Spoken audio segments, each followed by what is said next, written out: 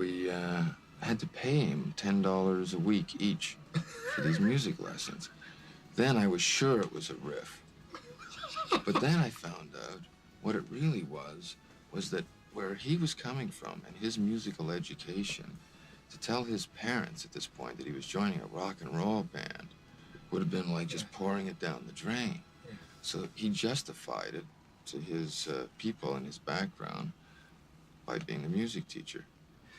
There is a view that jazz is evil because it comes from evil people, but actually the greatest priests on 52nd Street and on the streets of New York City were the musicians.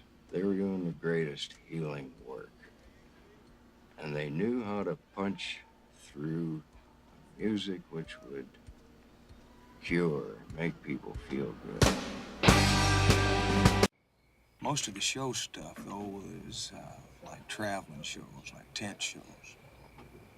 One was Walcott's Rabbit's Foot Minstrels. And, what was that? Walcott's what? Walcott's Rabbit's Foot Minstrels. Yeah. You know, they used to have the show start, right?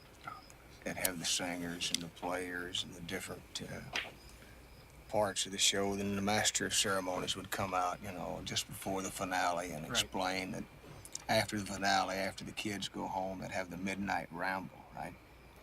The midnight ramble. And the songs would get a little bit juicier and the jokes would get a little funnier. And the prettiest dancer would really get down and shake it a few times.